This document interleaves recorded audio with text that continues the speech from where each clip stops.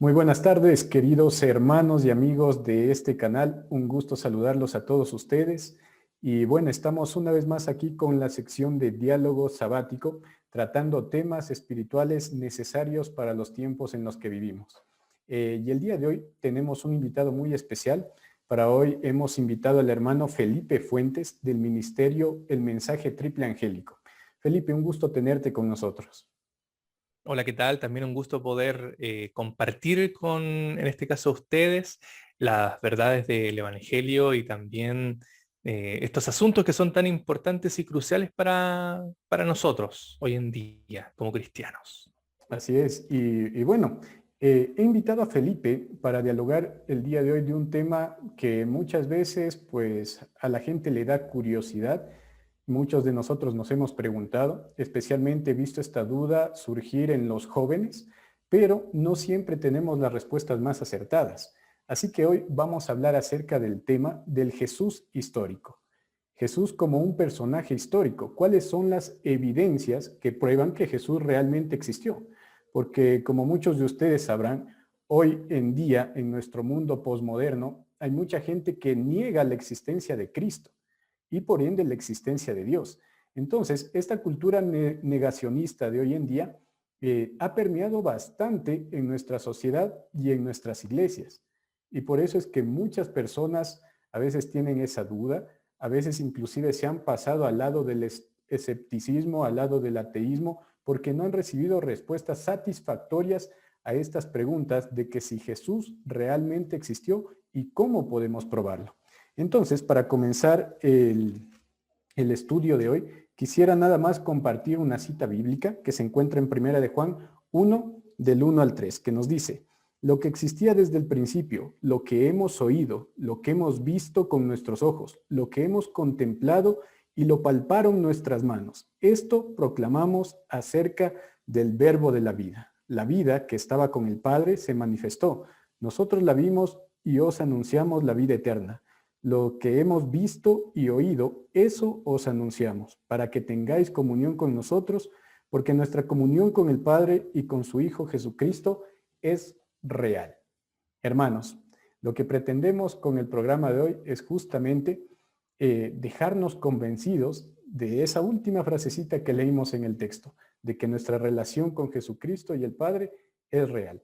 Entonces, hermanos, vamos a comenzar, ¿sí? Y yo quisiera introducir este tema preguntándote, Felipe, ¿piensas que es importante tratar acerca de las evidencias extra bíblicas sobre la historicidad de Jesús para nosotros como cristianos que vivimos en estos tiempos? Sí, absolutamente es importante, ya que cuando a nosotros se nos ha presentado la verdad, uno generalmente la ha aceptado simplemente. Y de hecho, yo creo que muy pocas personas cuestionan las cosas que a uno le enseñan. Sin embargo, en la actualidad, nosotros vemos que el mundo cuestiona todo. Y gran parte de los jóvenes, en este caso, cuando se van a estudiar o a grandes ciudades o a universidades que no son adventistas o que no son de algún tipo de religiosidad, muchos de los profesionales que enseñan o cosas referente a cierta carrera o lo que sea, enseñan que en realidad Dios no existe.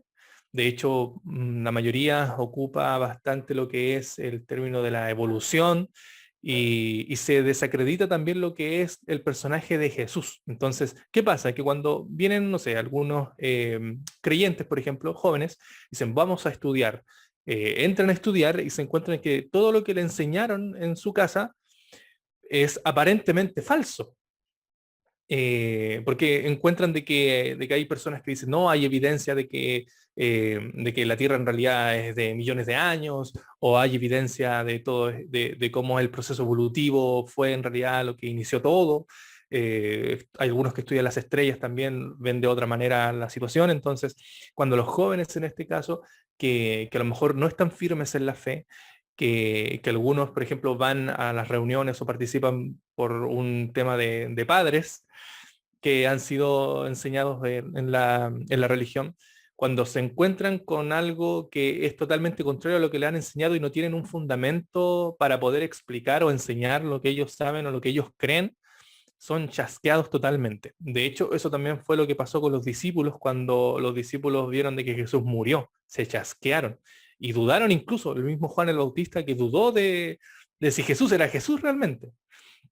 Entonces, si grandes personajes bíblicos pueden dudar respecto a Jesús, yo creo que nosotros no estamos, nosotros también podemos hacerlo en alguna instancia. A nosotros se nos ha dado la enseñanza bíblica, sin embargo, cuando nosotros decimos que hay que probar si realmente Jesús existe, pero sin la Biblia, se hace mucho más difícil para uno, porque la Biblia está llena de Jesús, desde el principio hasta, bueno, el Nuevo Testamento sobre todo, que habla de la vida y obra, de la muerte, la resurrección y todo lo referente a Jesús. Sin embargo, cuando nosotros se nos pide, por ejemplo, alguien del mundo o alguien enfocado con el tema de la ciencia, nos dice, a ver, dime si Jesús, pruébame de que Jesús realmente existe, sin la Biblia. Entonces, muchos ahí quedan pasmados al no saber qué responder, porque nosotros solamente conocemos al Jesús bíblico, al Jesús teológico, al Jesús que está escrito en la Biblia. Sin embargo, ¿cómo apartar al Jesús de la teología, al Jesús, en este caso, de la historicidad, al Jesús que realmente existió como una persona como nosotros, que está en registros históricos? ¿Cómo poder comprobar eso? Y también una de las cosas importantes por la cual yo también quise estudiar este tema. Bueno, a propósito también decir de que yo estoy con el canal Mensaje Triple Angélico, y ahí generalmente se habla de cosas proféticas y temas de Apocalipsis, Daniel, etc. Sin embargo, en este último tiempo he estado estudiando esto porque recordé varias ocasiones donde cuando yo estudiaba, muchas veces en clases, por ejemplo, cuando habían asignaturas de psicología o cosas así, habían profesores e incluso todos los alumnos que estaban allí, mis compañeros, pensaban de que Jesús era un mito. Y cuando llegaban estas clases como por ejemplo de filosofías o psicología referente a hablar de estos temas, yo me di cuenta de que todos creían que Jesús era un mito. Todos creían que Jesús era un mito y que en realidad los creyentes creen en algo que no existe.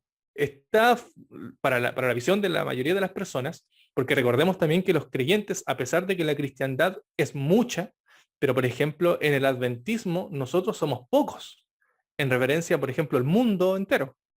Entonces, cuando nosotros nos enfrentamos a este gran mundo entero y nos rodeamos de personas que no son creyentes, lo cual hay en su mayoría también, nos encontramos de que es difícil poder hablar sobre esto porque la visión que ellos tienen es que nosotros somos tontos al creer en un ser que es un mito y que muchas personas dicen que no existe. Porque también ha habido esto de que la religión ha quedado súper mal también dentro del mundo. Al quedar mal, en realidad Jesús también está quedando mal y al final nosotros somos un chiste para las personas. Entonces, no se toma en serio a Jesús, no se toma en serio a la religión ni nada y al final todo es, como se dice, un cuento, lo que sea. Y ahí es cuando cuando nos preguntan, a ver, dime si Jesús existió. Bueno, te puedo decir con la Biblia. No, pero dime sin la Biblia que Jesús existió. Y ahí es el punto de quiebre de muchos cuando se pueden chasquear o decepcionar incluso de lo que uno cree. Entonces, tenemos que asentar las bases para creer que realmente existió Jesús. Y ahí es donde comienza todo este tema. Así es, y muy interesante, ¿no?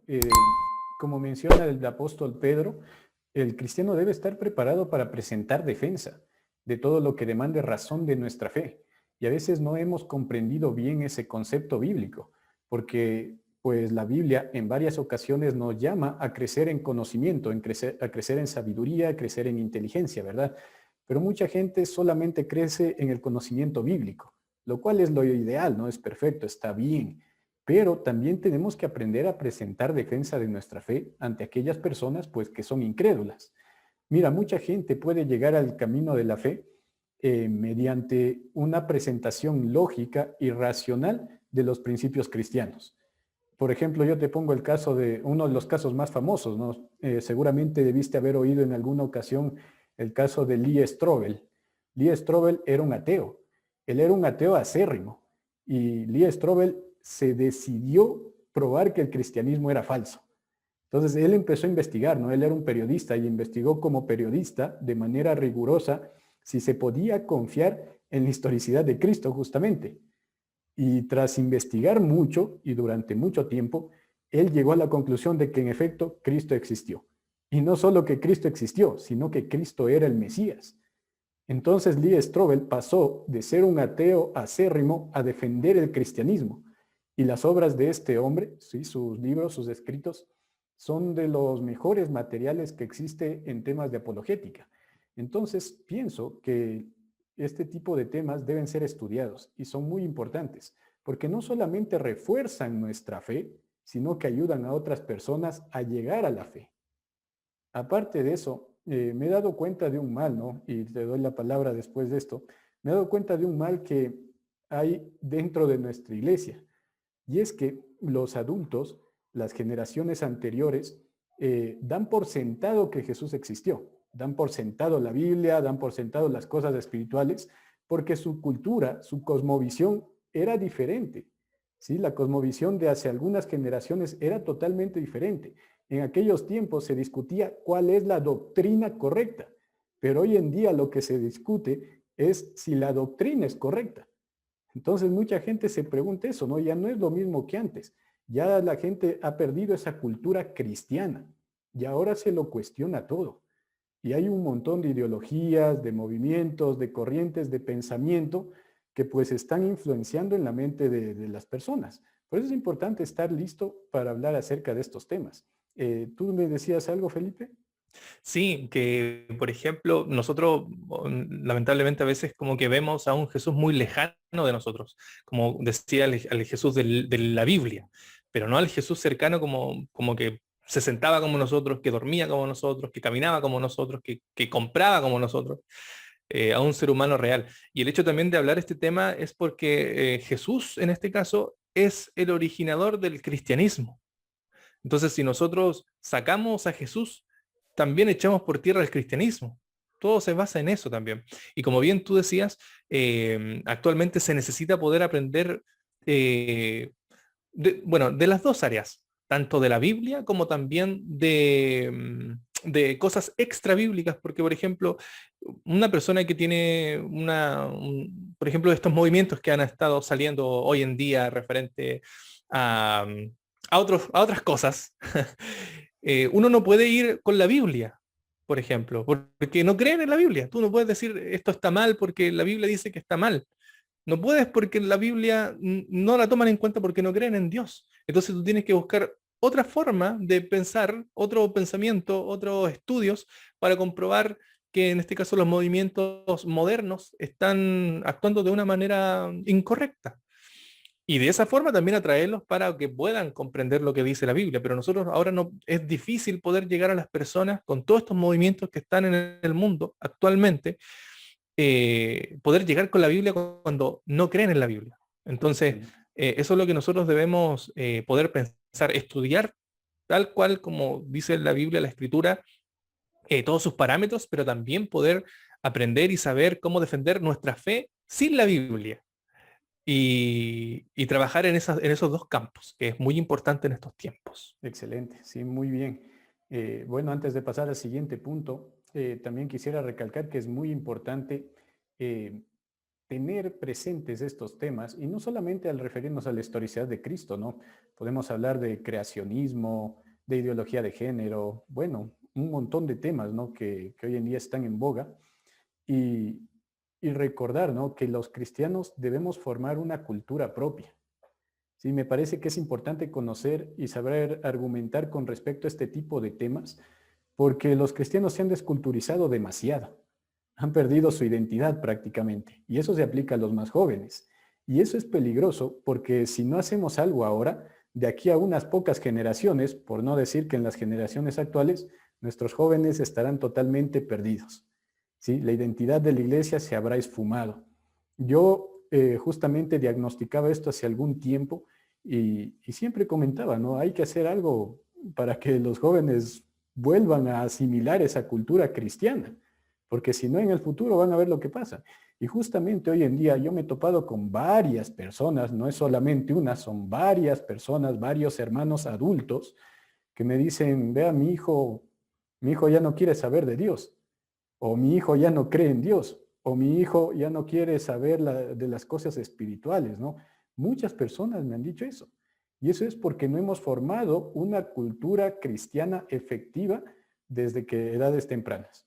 Y tampoco les hemos dado a los jóvenes las herramientas necesarias para defender su fe de manera correcta. Entonces, muy importante en estos tiempos conocer sobre este tipo de temas. Y ahora, pasando a un siguiente punto. ¿Cómo ves tú el panorama cultural moderno con respecto al tema de la historicidad de Cristo? Es decir, ¿cómo ves el mundo, por ejemplo, académico, el mundo laboral, el mundo de las iglesias inclusive? ¿Cómo está el panorama actual? ¿Cómo ven a Cristo? Ya hablaste un poco de esto, pero quisiera que profundices en esto. Sí, en forma, bueno, a Jesús se le ve siempre como un personaje espiritual. De hecho, las culturas, como por ejemplo entre los hindúes o por ejemplo los budistas, consideran a Jesús. No creen en Jesús, pero consideran la creencia de Jesús. Eh, Ahora en este caso, por ejemplo, en el área académica, por así decirlo, todos están de acuerdo que Jesús existió, aunque hay una minoría que dice que no. Y también, pero en realidad la mayoría dice que Jesús sí existió porque hay muchos registros sobre eso. Hay libros que se han escrito, como también mencionaba, y, y hay más evidencia de que Jesús existió a que no existió. Entonces, por un lado, en este caso, por otro tipo de religiones, por así decirlo, de otros tipos de cultos, con otro tipo de deidades, se consideran a Jesús, sin embargo, no al Jesús, por ejemplo, como tan histórico o real, sino al Jesús espiritual por sus enseñanzas, pero no es aceptado, si no serían cristianos. Y dentro del mundo cristiano también, se conoce al personaje de Jesús, pero como dije también anteriormente, de una forma lejana igual, al Jesús teórico. Entonces, a veces es difícil poder tener ese acercamiento. Yo creo que cuando uno comprende la historicidad de Jesús o la existencia de Jesús, uno se puede acercar más a Jesús porque va más con el... no, hay una barrera. Yo encuentro que ocurre en muchos creyentes que hay una barrera que los impide poder llegar a Jesús porque la forma en como lo tienen armado es solamente el trasfondo espiritual. Y yo me he dado cuenta mucho de eso en algunos creyentes. Sin embargo, cuando uno traspasa eso y uno dice, ¿realmente Jesús era así como nosotros? Que no, podía tocar y era piel, era hueso, etcétera. Ahí uno lo ve como un ser más cercano a nosotros. Entonces, dentro del mundo ateo, por ejemplo, también se considera a Jesús como un personaje que sí existió, pero el hecho que no aceptan es el Jesús espiritual. Entonces, si dividimos, por así decirlo, en tres ramas, lo que ocurre en el mundo es que, claro, algunas religiones aceptan a Jesús, pero el espiritual y sus enseñanzas, pero no lo aceptan como la salvación. Otro campo, que en este caso es el mundo, acepta al Jesús, que en este caso es sin la espiritualidad y sin el dogma, pero sí al Jesús como que existió. Y en este caso estamos nosotros que creemos en el Jesús espiritual que da la salvación y también creemos en el Jesús que sí existió. Y eso es sumamente importante, que exista, porque el mensaje que él da para las personas que creen en él es un mensaje totalmente hermoso y que, bueno, ha trascendido por más de 2000 años. Entonces, es algo innegable y algo totalmente hermoso que no ocurre con facilidad dentro del mundo, porque hablando de este ser que en realidad, si uno se fija de la forma en cómo se expresa la Biblia de él, si nosotros lo vemos en el área, como dije anteriormente, histórica, vemos que al final Jesús pierde todo lo... No es un personaje como en ese tiempo había muchos tipos de libros, historicidad. eh, la forma en como ellos tenían de aprender era a través de estos libros griegos. Y muchos de esos hablaban de personajes sumamente épicos que hacían grandes cosas.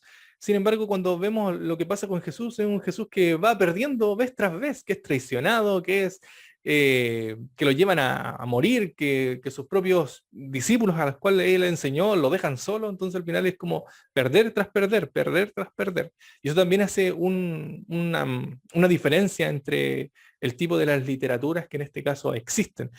Y como dije anteriormente, por ejemplo, también ocurre esto de que hay muchas personas que también se levantan hablando de Jesús en el área académica, diciendo que, por ejemplo, el libro de Marcos, que se cree que es uno de los primeros libros en ser escritos del Nuevo Testamento, de los evangelios, se dice de que se basaron muchos en escribir a la Ilíada y también a la Odisea, que eran como los libros que se tenían en ese tiempo para poder comprender respecto al tema de la literatura, y que se hace una transvaluación. Eso es un tema bien interesante porque cuando uno a veces se topa con esos tipos de terminología, uno dice, pero ¿qué es esto? Y lo que sucede efectivamente es que muchos historiadores incluso y académicos, o sea, no, la minoría en realidad, pero sí, ahora lo que pasa es que con el tema del internet ha ido esto creciendo mucho y está todo al alcance de las personas, entonces hay más personas que se van adhiriendo también a este tipo de conocimientos. Pero se dice, por ejemplo, que el libro de Marcos es al final una transvaluación de lo que es la Ilíada y la Odisea. Una transvaluación significa de que la persona ocupa los diferentes personajes para hacer la misma historia y darle un mensaje personal. Y se dice incluso también que, por ejemplo, Lucas y Mateo se copian de Marcos para crear también esta historia con un trasfondo de darle un mensaje personal de vida a las personas con personajes distintos, pero es aún así la misma historia. Y eso es lo que creen muchas personas. Y incluso hay personas que han sacado libros en el mundo también que mencionan de todos los paralelos que hay entre el libro de Marcos y la Ilíada o la Odisea, no recuerdo cuál era, pero dice que es exactamente lo mismo. Por tanto, el libro de Marcos, o en este caso la Biblia, como ellos lo llaman, porque al final encierran todo esto en un todo, dicen que al final es un libro más como cualquier otro de literatura como esa. Entonces, es de esa forma en como ve el mundo a Jesús, y también, bueno, como nosotros lo vemos, y es interesante poder también comprender todo lo que los demás enseñan para nosotros también tener una postura y poder defender nuestra fe cuando ocurran esas situaciones como esas. Interesante, ¿no? Tú mencionaste muchos puntos muy interesantes. Eh, Mira que esa es una de las cosas que más se escucha actualmente. Bueno, primero que, tal como lo mencionaste, y esto es un dato que no mucha gente sabe o no mucha gente quiere reconocer, y es que el mundo académico, la mayoría de historiadores serios, acepta la historicidad de Cristo. Sí, si tú le preguntas a un historiador que sea serio, ellos no van a negar la historicidad de Cristo. Hoy en día está más que probado que Jesús fue un personaje histórico y solamente es un reducido grupo de eruditos históricos los que rechazan la idea de que Jesús haya sido un personaje histórico, pero son muy pocos. Y por lo general, cuando te fijas en esta gente que rechaza a Jesús como un personaje histórico, suele ser gente que vende libros bastante sensacionalistas. Entonces te da que pensar, ¿no? Te da que pensar. Y lamentablemente, estas posturas han sido más aceptadas o más acogidas por el mundo en general que las posturas de verdaderos académicos serios. Un ejemplo claro de eso es el famoso reportaje o documental Ser Gates. No sé si lo has visto tal vez. Es ese famoso documental que dice que Jesús en realidad es una copia de un montón de deidades antiguas, que de Horus, que de Zeus, que de Hércules, que de Dionisio, y bueno, ponen ahí un montón de deidades y dicen, el personaje de Cristo fue copiado de estos dioses antiguos, y por eso es un mito más. Pero en realidad, y ese reportaje se hizo tan popular que hoy en día mucha gente acepta eso como verdad y sin ponerse a evaluar o, o a revisar si lo que se menciona ahí es realmente cierto. Y eso preocupa, ¿no? Y bueno, hay mucha gente que ya ha desmentido ese documental de sobra y de largo. Sí, de hecho que los argumentos del documental, cuando los piensas bien, sin siquiera ser muy experto en historia ni nada de eso, pero cuando los piensas bien, son bastante deficientes. Entonces, mira, es algo bien interesante, ¿no? Sin embargo, ha hecho mucho daño. Y bueno, lo segundo que quería mencionarte que tú dijiste es que hay otras religiones que tienen conceptos sobre Cristo. Quisiera saber, ¿no? ¿Cuáles son esas religiones y qué es lo que opinan acerca de la figura de Jesús? Por ejemplo, yo he conocido a personas que son budistas y, por ejemplo, ellos tienen una, así como, por ejemplo, ellos dicen, no, Buda enseña tal cosa y muchas de las cosas también a veces concuerdan también con el mensaje de Jesús. Pero eso es lo interesante, que al final es la forma de vida que te pide cada religión, como por ejemplo el cristianismo o el budismo, lo que te hace al final no aceptarla, porque efectivamente las personas generalmente cuando, por ejemplo, adhieren a sus creencias, el budismo, por decir algo, no son totalmente, por así decirlo, consagradas al budismo, sino que, claro, toman ciertos estilos de vida para amoldarlos dentro de sí. Y claro, ven el cristianismo como, claro, el cristianismo tiene su enseñanza, Cristo dijo tal cosa, y se adhieren también a, a- a tener estos dos como fundamento cuando son las dos enseñanzas similares. Sin embargo, cuando uno le dice, pero ¿por qué? Si crees en esto, ¿por qué no lo aceptas? No, porque la religiosidad pide mucho, porque en realidad el mundo cristiano hay que hacer muchas cosas, que no hay que hacer esto, que no hay que hacer el otro. Entonces, en realidad lo que ocurre es un problema con el estilo de vida que hay, el estilo de vida que las personas quieren llevar. Las personas no quieren el cristianismo porque el cristianismo, según ellas mismas, prohíbe muchas cosas que a ellos les gusta hacer.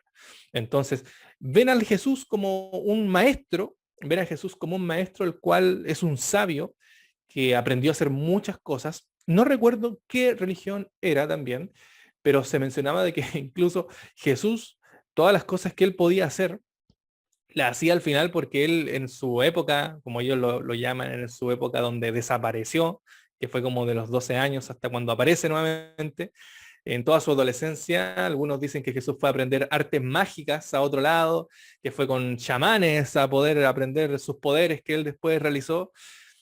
Y lo gracioso es que hay gente que cree eso.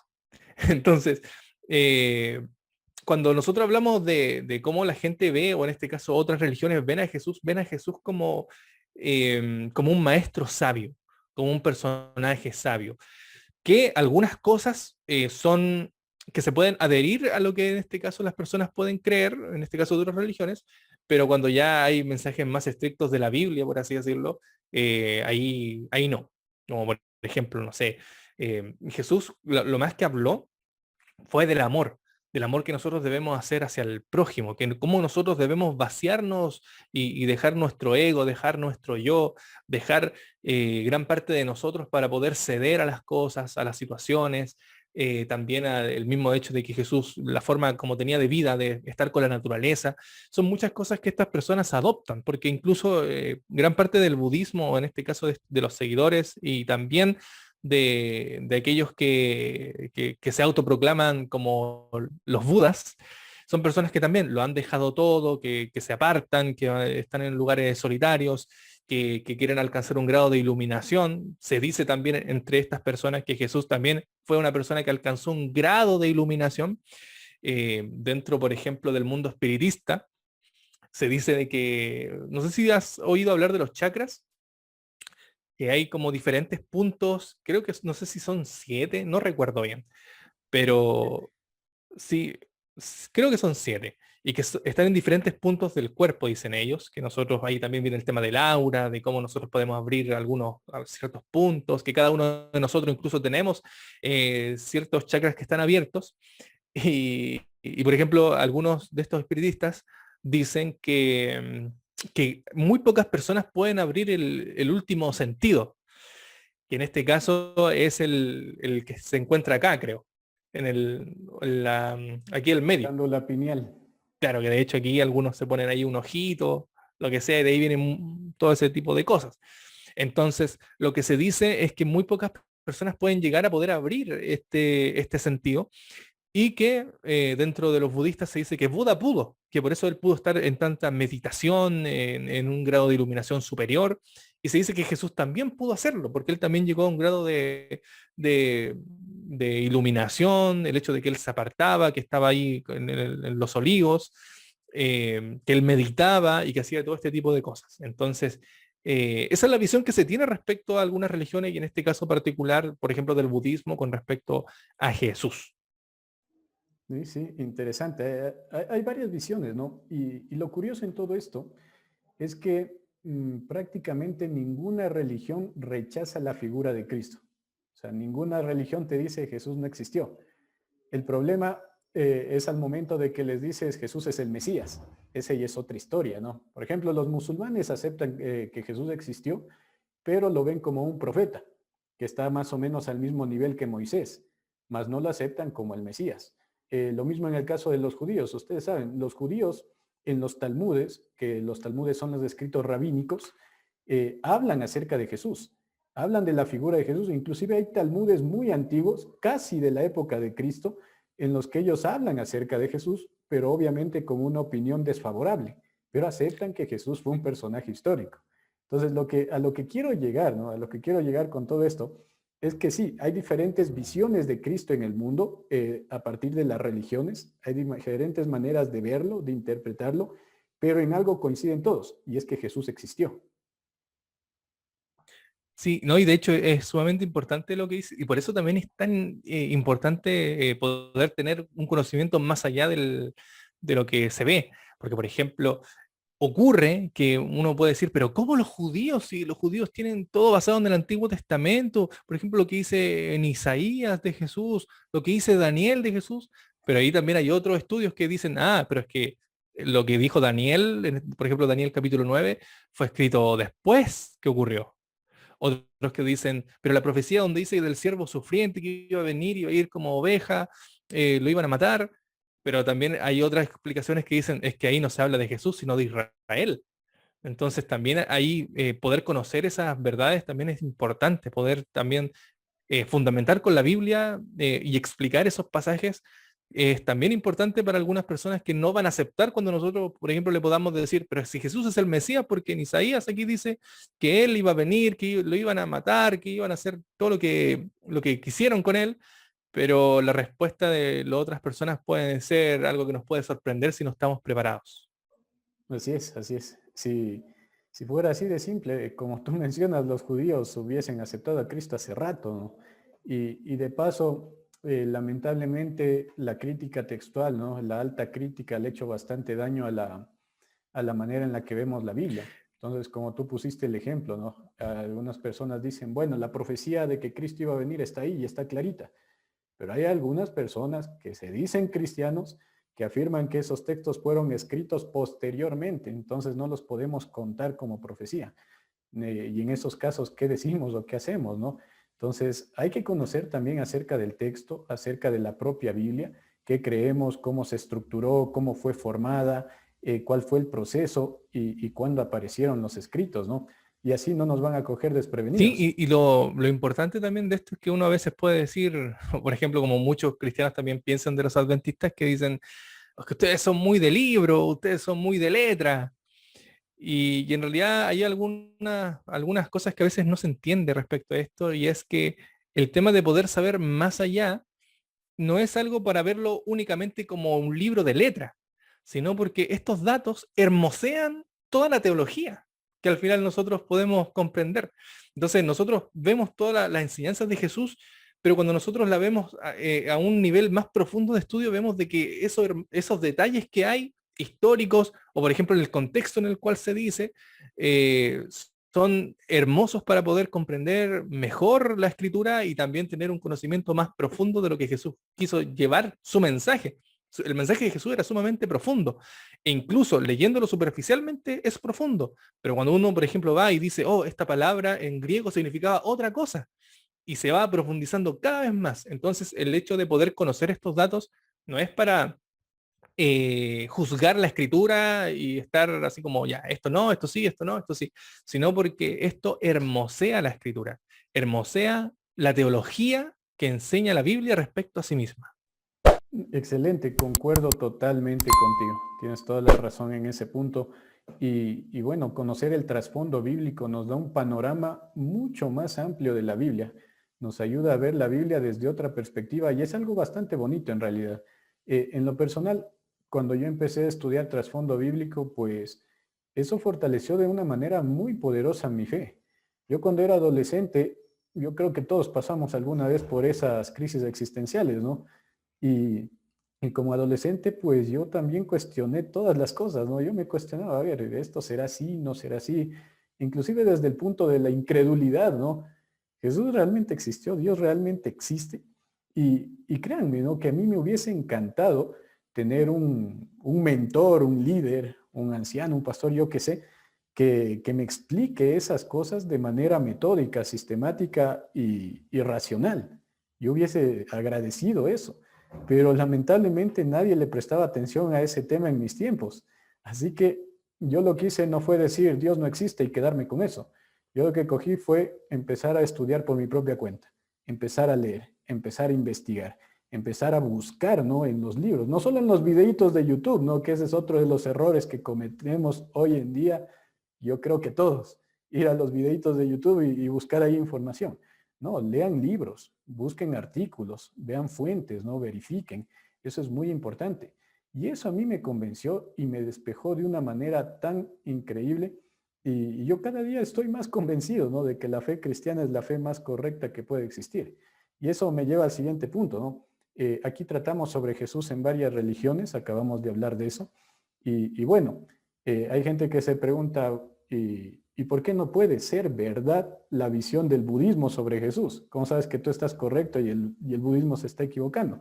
Bueno, ese es otro tema, ¿no? Ese es otro tema que de hecho podríamos tratarlo en otro día. Creo que surgió aquí espontáneamente, pero se podría tratar ese tema otro momento.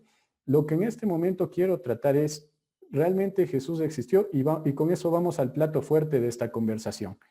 ¿Qué fuentes extrabíblicas existen para la historicidad de Jesús? ¿Cómo sabemos realmente cuáles son las fuentes para saber que Jesús existió?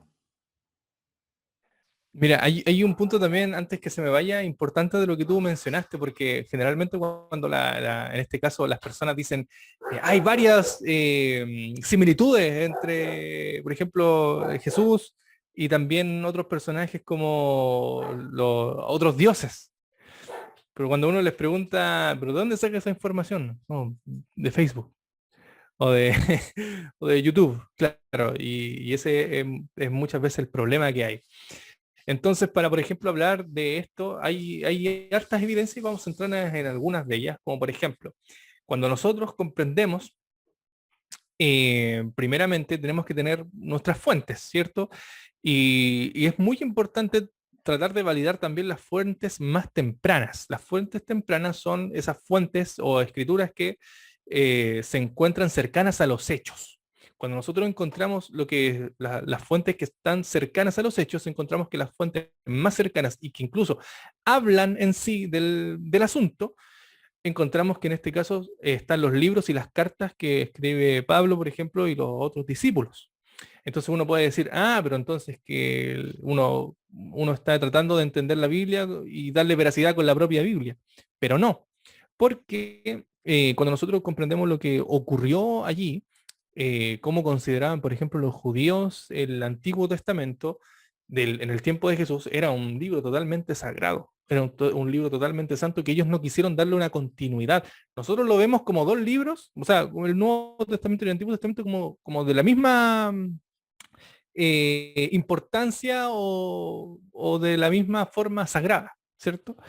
Sin embargo, cuando estos personajes escribieron, no fue para continuar el Antiguo Testamento, sino que con el tiempo después, estos se agregaron a lo que venía del Antiguo Testamento, y en este caso tenemos lo que hoy conocemos como la Biblia, pero por ejemplo, ellos no fue el caso de ellos querer escribir otra Biblia. De hecho, cuando nosotros comprendemos en lo que ellos creían, ellos vez tras vez citan el Antiguo Testamento, vez tras vez hablan del Antiguo Testamento, porque para ellos, en este caso, es como la Biblia como la conocemos hoy en día.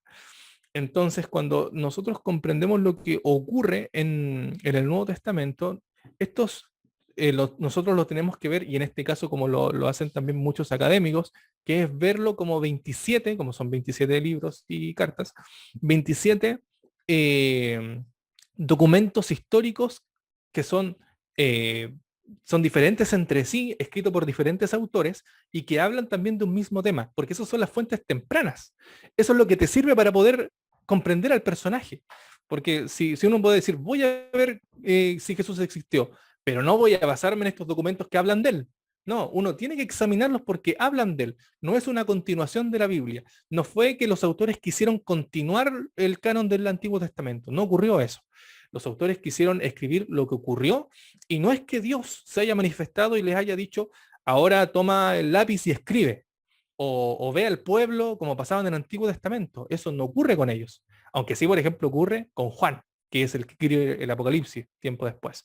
Pero, por ejemplo, los otros no, los otros quisieron narrar lo que ellos habían vivido, lo que ellos habían oído, lo que ellos habían visto. Ellos quisieron narrarlo. Y eso hoy nosotros lo consideramos en la misma eh, línea de importancia que la Biblia, pero no fue, y recalco eso, que no fue lo que ellos querían, en este caso, como una continuación de la Biblia. Es como que nosotros que creemos en la Biblia, escribamos también respecto a nuestras experiencias con Dios y tiempo después, eso se agrega a la Biblia. Nosotros podríamos decir, no hay por dónde el grado de importancia, pero funcionó así. Ahora, el tema es que ellos sí fueron inspirados por el Espíritu Santo también.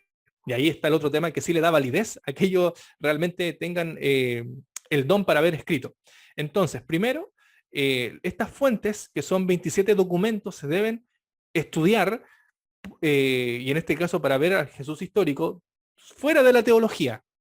Se debe examinar lo que ocurre con Jesús, el camino de Jesús, pero sin el grado de su divinidad, de lo que él creía, o por ejemplo los hechos milagrosos, porque ya un académico va a decir que hechos académicos, o sea, que hechos milagrosos no existen.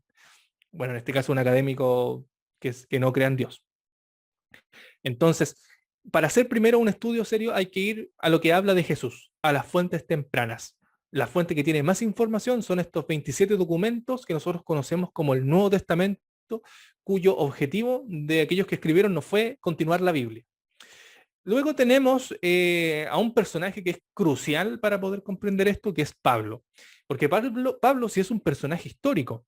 De hecho, los primeros padres de la iglesia, que no están en la escritura, sino que se encuentran en otros documentos, que fueron los sucesores de los apóstoles, escribieron respecto a Pablo. Por ejemplo, Clemente habla de Pablo, y también el libro de Hechos, que no es escrito por Pablo, habla también de su conversión. Entonces, cuando nosotros examinamos los documentos de Clemente, que dice de que Pablo es un ser histórico, de un personaje que sí existió y que los primeros cristianos del primer siglo que dejaron documentos escritos, cuando nosotros los estudiamos nos damos cuenta de que efectivamente hablan del Pablo que nosotros conocemos a través del libro de Hechos en su conversión. Y es interesante porque cuando nosotros vemos lo que creen, en este caso las personas que estudian la historia, todos están de acuerdo que Pablo existió. Todos, eso es innegable, es un hecho innegable. Claro, y dicho sea de paso, cuando tú estudias filosofía, bueno, en algunos lugares, ¿no? No en todos tampoco, pero por lo general en filosofía, Pablo figura como uno de los filósofos más importantes de la historia. Sí, está ahí juntamente con Aristóteles, con Platón, ¿no? Con los grandes filósofos. Y toman a Pablo y su pensamiento como una persona histórica más. Sí, entonces la existencia de Pablo sí es muy aceptada en muchos círculos académicos, históricos, etcétera, etcétera. Claro, y de hecho, ¿por qué es tan importante? Porque Pablo es el mayor autor del Nuevo Testamento. Es el que escribe más en el Nuevo Testamento. También ahí hay un tema bien interesante, porque efectivamente el currículum, por así decirlo, de Pablo es tremendo. Es un autor, pero tremendo. Y bueno, y también mal interpretado muchas veces. Pero ese es otro tema. Entonces, nosotros, todo el mundo está claro de que Pablo es un personaje que existió, un personaje histórico, y que él escribió de Jesús en su mayoría de tiempo. Ahora, otro asunto importante también es que algunas, por ejemplo, personas dicen, pero a ver, los libros, en este caso, que narran de este personaje llamado Jesús, fueron escritos casi 20 años después de que todo esto ocurriera. Pero eso no le quita en realidad importancia o validez. Porque, por ejemplo, Alejandro Magno, que todos consideran que es realmente un personaje que existe, los registros que hablan de él, fueron casi 400 años después escritos. Entonces uno podría decir, oye, pero si Jesús, sus escritos son de 20 años casi después de su muerte, oye, Alejandro Magno son 400 años después también y nadie dice nada, porque el asunto es desprestigiar al personaje de Jesús. Entonces, algo interesante también es de Pablo, y por eso también es importantísimo poder comprender que Pablo fue un personaje histórico es que Pablo conoció a los familiares de Jesús. De hecho, Pedro le da validez a Pablo, porque Pedro en alguna de sus cartas también dice que Pablo escribe muy difícil, que algunas personas malinterpretan. Entonces Pedro, que conoció a Jesús, conoció a Pablo y le dio validez a Pablo. Entonces, Pablo conoció a Pedro y Pablo también conoció a otros discípulos que estuvieron con Jesús. Pedro conocía a la madre de Jesús y Pedro conocía a Pablo. Tenían un nexo. Los eventos que ocurren donde Pablo está, por ejemplo, y los eventos que ocurren en torno al personaje de Jesús ocurren en la misma zona, en los mismos lugares. Y eso también es bien interesante, porque Jesús era un personaje que era público. Jesús era un personaje que era conocido en el trabajo. De hecho, ahí cuando se menciona de que, tú eres el, se me olvidó. La persona que trabaja en su trabajo era carpintero. Cuando le dice, pero tú eres el carpintero. Se conocía de forma pública lo que era su trabajo. Y por ejemplo, cuando él decía que cada sábado él iba a las sinagogas y también él hablaba, eso era también una forma pública del cual él se presentaba y también narraba lo que él y daba a entender también su conocimiento. Claro, y mira, lo que estás mencionando es fascinante y es importantísimo. Eh, muchas personas también suelen decir, bueno, ¿y qué tal que si los discípulos, no Pablo en este caso, se inventó todo lo que escribió? Pero lo que tú dices es uno de los argumentos más fuertes, y es que Jesús era un personaje público. Por eso a los discípulos no les dio miedo decir todo lo que dijeron de manera pública, porque sabían que la gente sabía quién era Jesús, conocían quién era Jesús. Jesús había acarreado cierta fama en toda esa región de Judea. Entonces era un personaje que no era desconocido. La gente lo había visto, lo había tocado, lo había oído. ¿Sí? Entonces ellos escriben esto no como ficción, lo escriben como realidad, porque mucha gente lo vio, lo palpó y lo comprobó. Entonces, diferente, ¿no? Te pongo un contraste. Diferente, y espero que ningún mormón esté viendo, diferente, por ejemplo, al libro del Mormón. ¿Qué fue lo que pasó con la revelación del libro del Mormón? Viene un ángel, se presenta a José Smith, Smith ve el ángel, ¿no? Lo escucha y el ángel le ordena ir a buscar las planchas. José encuentra las planchas y todo esto solito, ¿no? Por si acaso. Encuentra las planchas, se las lleva a su casa y las empieza a traducir, ¿no? Y bueno, en la presencia de pocos testigos, que al principio el libro del Mormón está, ¿no? Que fueron unos pocos testigos. Y luego cuando a él le piden en cierta ocasión ver las planchas, él las muestra, ¿no? Pero en una segunda ocasión que le piden, misteriosamente desaparecieron porque el ángel se las llevó. Entonces, miren, ¿no? Cómo todo este proceso en el que se formó el libro del Mormón estuvo rodeado de secretismo. Fue algo más o menos hermético, no fue algo público hasta que Smith publicó el libro en sí. En cambio, caso contrario con los escritos del Nuevo Testamento y con la historia de Cristo, vemos que todo el asunto fue difundido, fue público. O sea, el objetivo de los discípulos es que, miren, esto sucedió y ustedes pueden comprobarlo. Y resumiendo todo lo que has venido diciendo hasta este momento con respecto a este punto, podríamos decir que es importante tomar los escritos del Nuevo Testamento no solo desde una perspectiva religiosa, sino también desde una perspectiva histórica. Y ahí nos vamos a dar cuenta de que hay muchos argumentos a favor. Y el argumento de Alejandro que mencionaste también me parece fascinante, que sí, las fuentes más cercanas escribieron mucho tiempo después de la vida de Alejandro y nadie cuestiona eso. Lo mismo pasa, por ejemplo, con la historia de Roma, ¿no? Hay muchas partes de la historia de Roma que fueron escritas muy posteriormente y que sin embargo son aceptadas sin problema. Pero cuando le presentas a un escéptico que Jesús, pues, los escritos respecto a Jesús, que fueron escritos de 10 a 20 años nada más después de los eventos, lo niegan por completo. Y ahí está la epístola de Santiago, ¿no? Que es el primer libro del Nuevo Testamento en ser escrito, que fue compuesto en algún momento de los años 40. ¿Sí? Algunos dicen que entre el 45 y el 48 después de Cristo, muy cercano a los eventos originales. Entonces, me parece un poco hipócrita, ¿no? De parte de las personas escépticas cuando hacen esto. Claro, y el asunto también en forma geográfica, porque al final todo ocurre en Jerusalén. Todo ocurre en Jerusalén y Jerusalén no era un pequeño pueblito donde habían 10, 15 personas. De hecho, si nosotros conocemos o nos damos cuenta, por ejemplo, de Pablo, Pablo era un contemporáneo en edad a los discípulos. Por lo tanto, Pablo también estaba vivo cuando Jesús estaba vivo. Y a pesar de que no se conocieron, pero para Pablo también era conocido todo lo que estaba ocurriendo. De hecho, él estaba a cargo de todo, en este caso, de la persecución referente a estas extrañas personas que hablaban de un extraño personaje hasta ese entonces. Entonces, recalcar eso, que Jesús era una figura pública, era conocido en el trabajo. Las personas, cuando una persona trabaja, es conocido más por la labor que tenía de carpintero.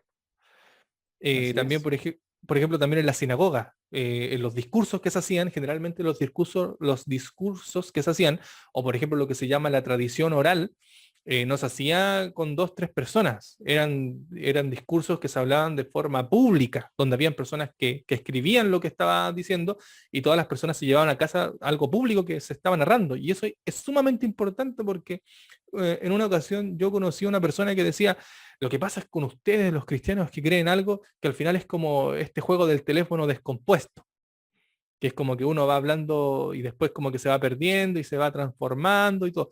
Pero en realidad la tradición oral no es eso, la tradición oral era algo que era público, que toda la gente tenía acceso a esto porque se daban las plazas.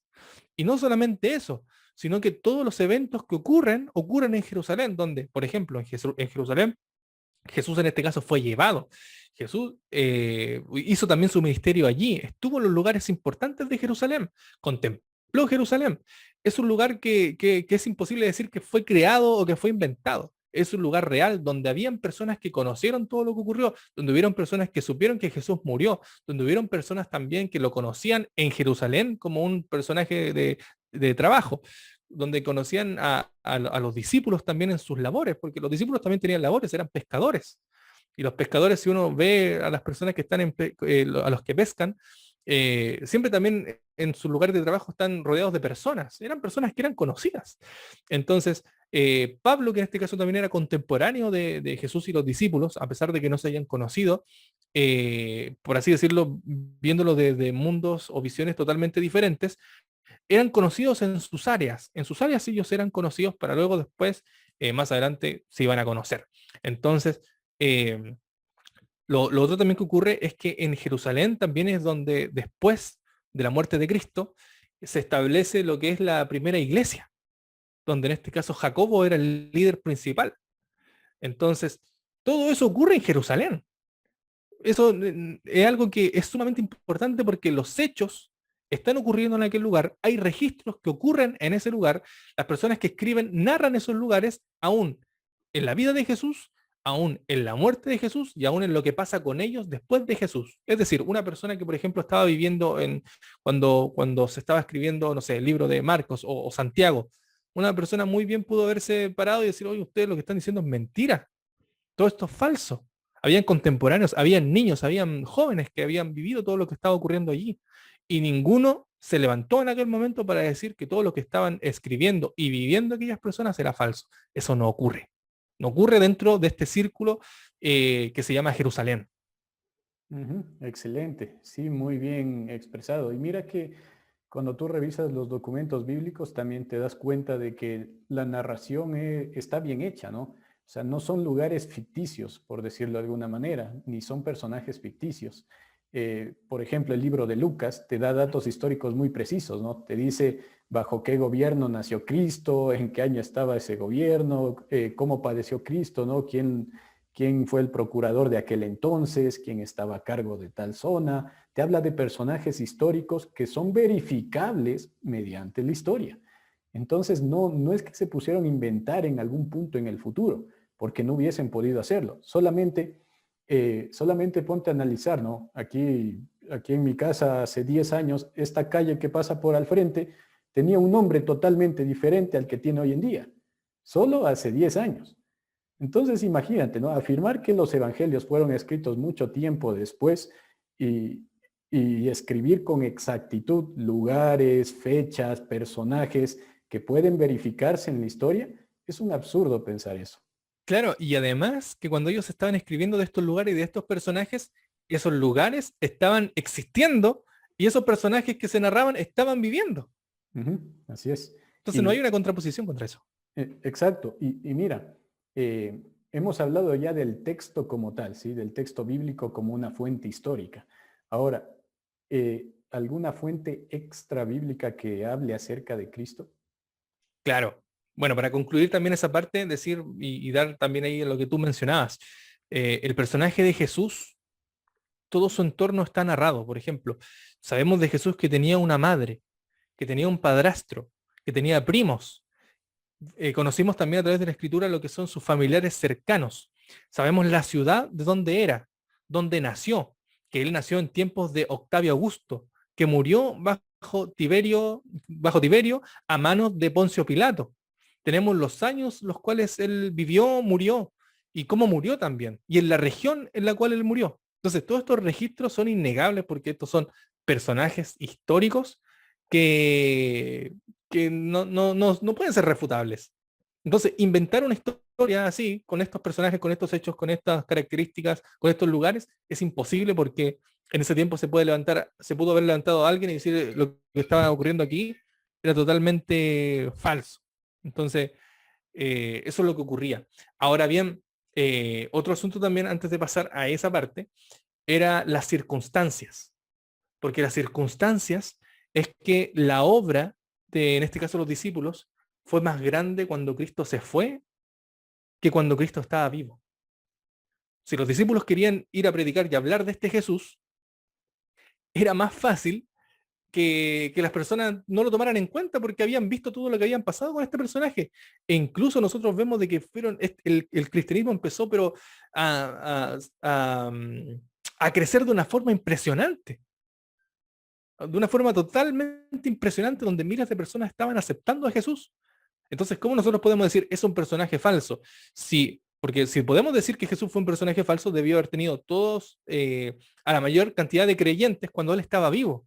Sin embargo, la mayor cantidad de creyentes fue cuando él se murió, prácticamente. Y no solamente eso, sino que esto trascendió y no se perdió por 2000 años. Ahora, los personajes en este caso, aquellos que siguieron el Evangelio, no eran personas que estaban teniendo beneficios en ese tiempo. Que uno puede decir, ah, claro, se unían al cristianismo porque tenían cualquier beneficio ellos.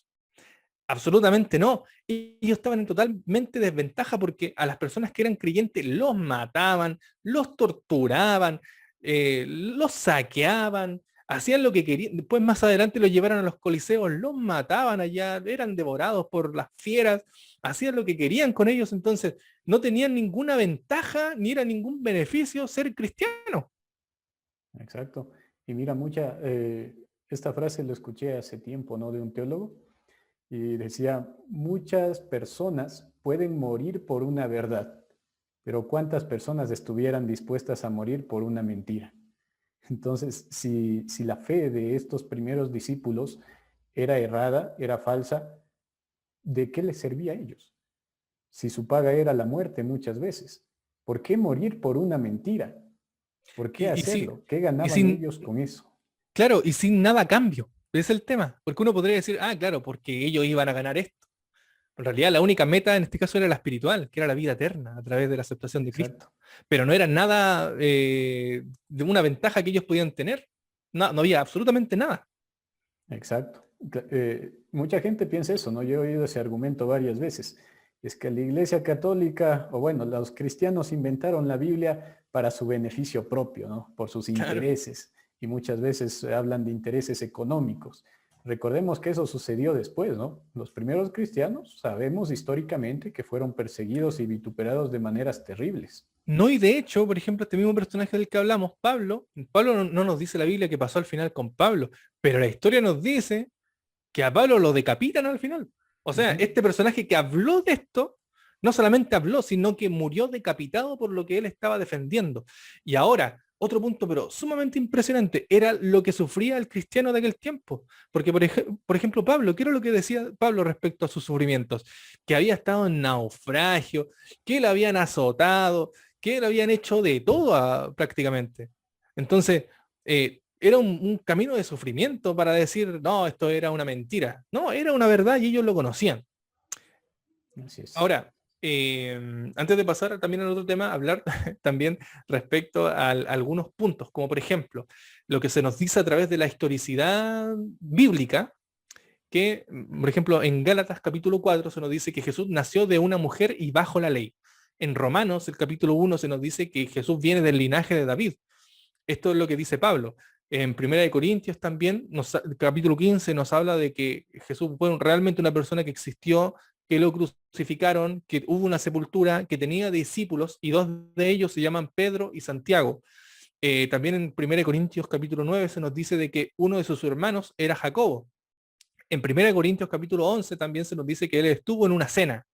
En Filipenses el capítulo 2 se nos dice que Jesús fue un siervo obediente y fue crucificado. En Hebreos, el capítulo 7, se nos dice de que él era de la tribu de Judá. En Primera de Juan y en Segunda de Juan, el Primera de Juan capítulo 3, capítulo 4 y Segunda de Juan 7, se nos dice que Jesús es real.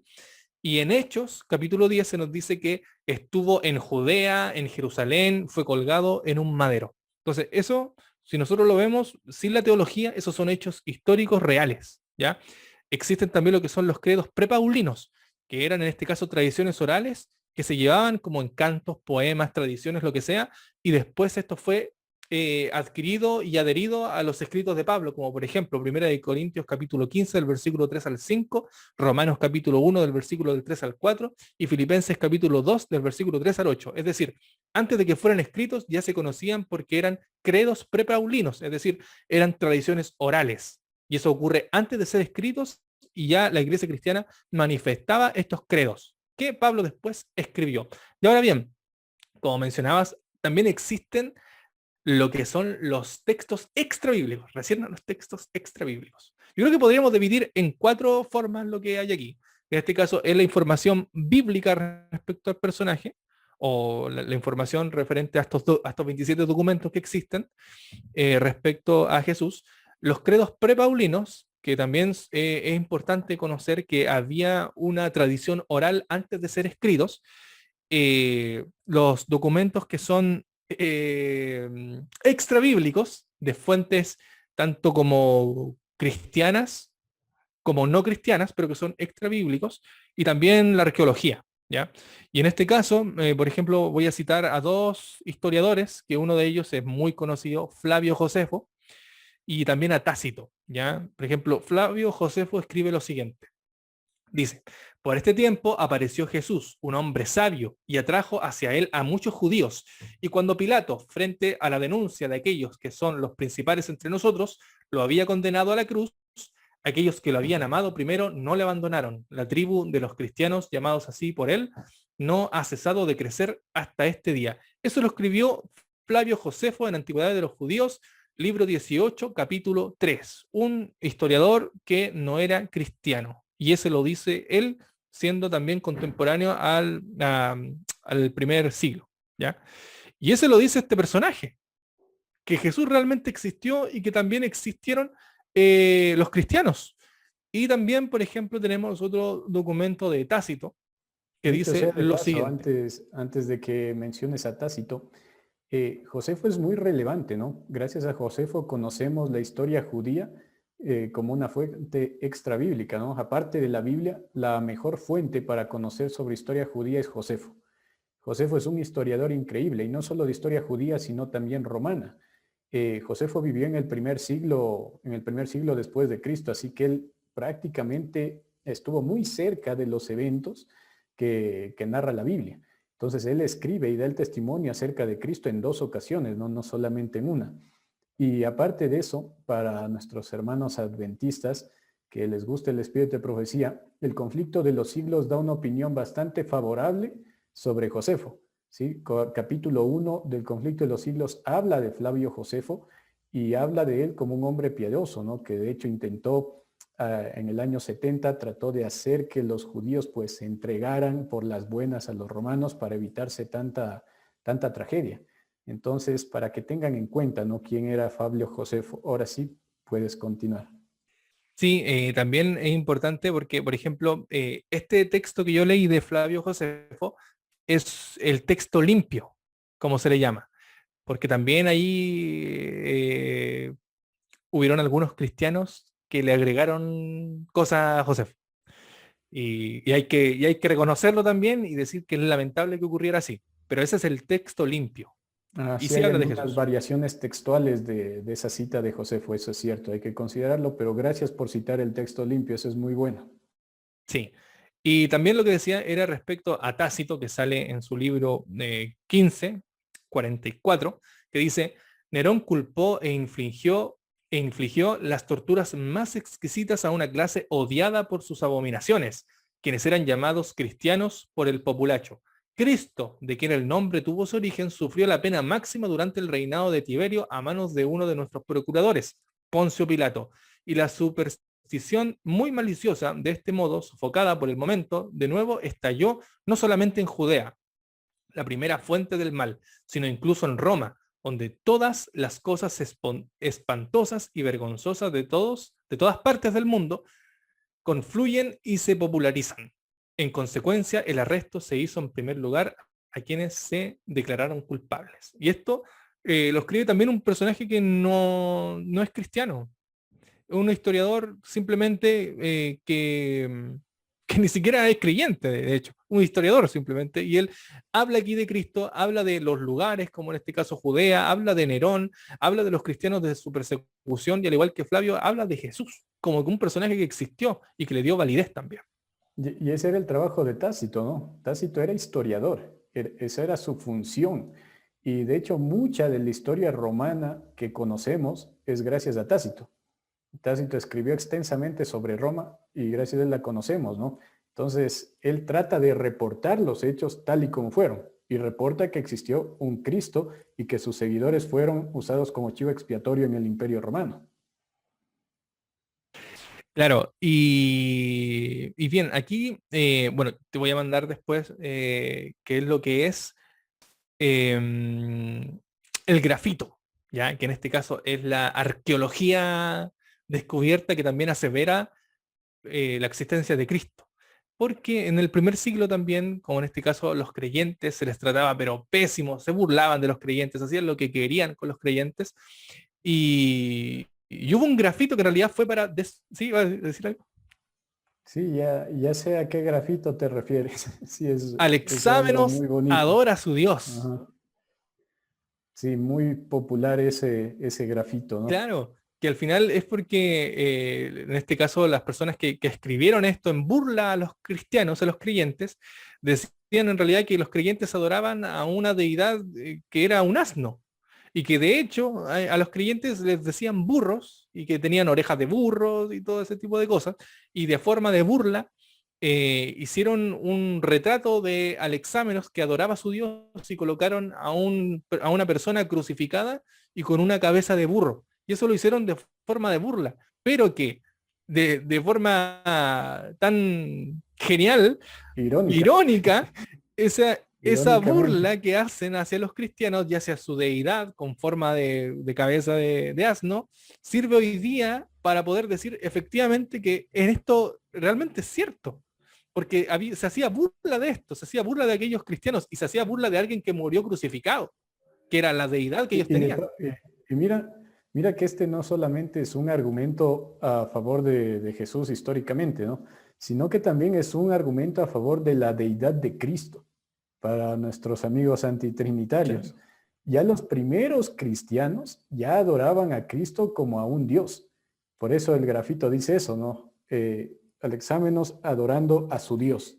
¿No? Sí, entonces Y ahí los cristianos consideraban a Cristo así. matamos a otro ¿Ah? pájaro de otro tiro, porque ahí también vemos de que la crucifixión es así, po, no es nada en un palo, Ajá, como algunos mira, también dicen. tres cosas de Pepo, ¿no? La historicidad de Jesús, la deidad de Jesús y la forma en la que fue crucificado Jesús. Es más, aquí en la edición de este video voy a ponerles en la parte de abajo la imagen del grafito para que tengan una idea de cómo es.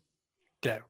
Entonces, esas son las evidencias extrabíblicas que encontramos de Jesús. Entonces, podemos resumir en ciertos aspectos. Hay otros documentos que son, en este caso, de los padres de la iglesia, pero no los tengo a mano. Sin embargo, existen. Entonces, encontramos que existen evidencias bíblicas, como la Biblia como documento histórico, no teológico, de un personaje llamado Jesús.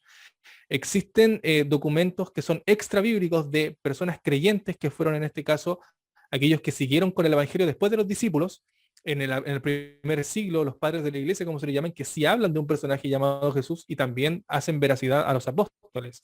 Por tercera instancia vemos a los documentos extra bíblicos no cristianos de personajes históricos que hablaron de Jesús y también de sus discípulos, y también los credos paulinos, que era en este caso la tradición oral que existía antes de que fuera escrita, y por último también tenemos esto que son eh, la evidencia arqueológica de que sí existen realmente y tácitamente, como se dice, gracias a Tácito, la verdad respecto a la existencia de Jesús.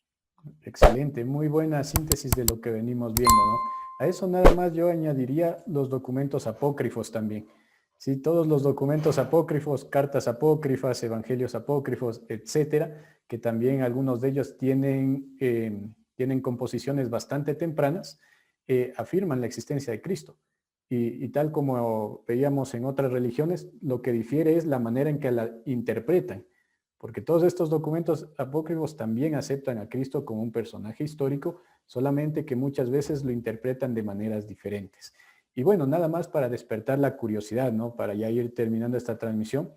Si desean investigar más, aquí solo citamos dos fuentes extrabíblicas, Tácito y Josefo, pero si desean averiguar sobre más escritores de aquellos tiempos que hayan hablado sobre Cristo como un personaje histórico, pueden consultar acerca, por ejemplo, de Suetonio, ¿sí? Suetonio también fue un historiador que se refirió a él.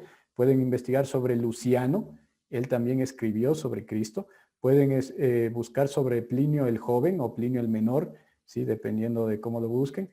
Tertuliano, Justino Mártir, del historiador samaritano, no conocemos su nombre, pero hay un historiador samaritano que también se hace referencia a Cristo. Pueden investigar sobre la carta de Mara Ber Serapio, ¿sí? O otro documento histórico que habla de Cristo. Y en última instancia pueden inclusive investigar sobre los talmudes de aquel tiempo, en los que los judíos hablan sobre que Cristo existió. Hablan mal de Cristo, pero nuevamente, irónicamente, gracias a que ellos hablaron mal de Cristo, ahora nos queda un registro para la actualidad de que Cristo realmente existió. Y así podríamos dar muchas fuentes, hermanos, que las existen, pero solamente les dejamos aquí esto como referencia para que sepan que realmente hay mucha evidencia, más que suficiente para afirmar que Jesús fue un personaje histórico. Y finalmente, estimado Felipe, según tu parecer, según tu opinión, ¿cuál dirías tú que es el argumento más poderoso en favor de la historicidad de Cristo? Yo creo que aquí hay para todo, porque, por ejemplo, yo creo que todos estos argumentos son importantes, sin embargo, va a depender con quién hablemos. Si vamos a hablar con una persona atea, los documentos más poderosos van a ser, en este caso, los no bíblicos, los extra bíblicos de no creyentes. Y yo creo que los más potentes incluso que refuerzan la fe, y no solamente refuerzan la fe, sino que también nos sirve para hablar con personas que no creen en Jesús, que se burlan de Jesús, que no son creyentes, son en este caso los extra bíblicos de los no creyentes, y también en este caso de la arqueología, porque eso es innegable, son hechos innegables, son hechos históricos que reafirman la fe, porque ahora realmente podemos decir, realmente Jesús existió como un ser humano, que sí, cuando la Biblia nos menciona que Jesús tenía sed, realmente tenía sed, que cuando dice que tenía hambre, sí tenía hambre porque es un humano y vivió como nosotros, y esto nos reafirma nuestra fe y también da pie para que también otras personas puedan conocer a este Jesús que sí existió. Y yo creo que los fundamentos como más fuertes son estos últimos que nombramos. lo que dicen los historiadores referentes a Jesús, lo que dice, y también la lógica, como decíamos anteriormente. Todos los eventos ocurren en Jerusalén, todos los eventos ocurren ahí, las personas estaban allí, aquellas personas que eran contemporáneas supieron todo lo que esto pasó y ninguna se levantó diciendo que era falso. Es más, el movimiento creció cuando Jesús ya no estaba, con aquellos que habían visto todo lo que había ocurrido a su alrededor. Pero me quedo con eso, con esos últimos dos, los escritos de los historiadores y también el grafito de Alexámenos adorando a su Dios, que son cosas que eso lo puede comprobar un académico, una persona atea, una persona historiadora, lo que sea, va a decir que esto es cierto y eso reafirma la fe y también habla de que realmente existió Jesús para aquellas personas que creen dentro del mundo ateo que no existe. Excelente, muy bueno. Y bueno, yo quisiera igualmente poner mis dos aportes, ¿no? Dos aportes con respecto a este asunto. Para mí, la evidencia más contundente de la existencia de Cristo es aquella que se encuentra en Primera de Corintios, que tú citaste, ¿sí? Primera de Corintios capítulo 15, del 13 en adelante, que dice, porque primero os transmití lo que yo mismo recibí. Aquí está hablando Pablo, ¿no? Que Cristo murió por nuestros pecados conforme a las Escrituras, fue sepultado y resucitó al tercer día conforme a las Escrituras, que apareció a Cefas y después a los 12. Miren, fíjense en las palabras que está usando. Después apareció a más de 500 personas a la vez, de las cuales la mayoría vive aún y otros duermen. Después apareció a Santiago y más tarde a todos los apóstoles. Y al último de todos, como aún nacido a destiempo, me apareció a mí. Es increíble el testimonio de Pablo, ¿no? Prácticamente lo que Pablo está diciendo aquí es, bueno, si no quieren creerme a mí, vayan y pregunten, allá hay 500 que también vieron lo que yo vi. Entonces, para mí esa es una evidencia más que poderosa porque Pablo estaba tan convencido y seguro de lo que estaba hablando que decía, bueno, pueden ir a preguntar a cualquiera de los que fueron testigos y les va a decir lo mismo que yo. ¿Sí? Muy poderoso para mí ese argumento. Y en segundo lugar, y creo que es lo más importante de todo este asunto, es que ninguna otra religión, credo, ideología en toda la historia de la humanidad ha tenido el poder de cambiar tantas vidas.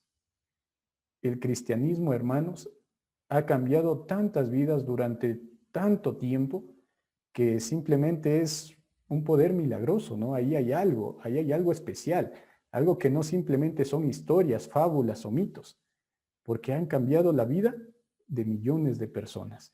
Y eso es lo que Dios quiere, ¿no? Que esto no solamente sea conocimiento teórico, que no solamente sean letras, que no solamente sean argumentos racionales, sino que también transformen nuestra vida. Cristo no quiere solo presentarse como ese Jesús histórico que vivió hace 2000 años, sino también quiere ser ese Jesús actual, real, que quiere habitar en el corazón de cada ser humano. Entonces, muy agradecido por tu presencia, Felipe.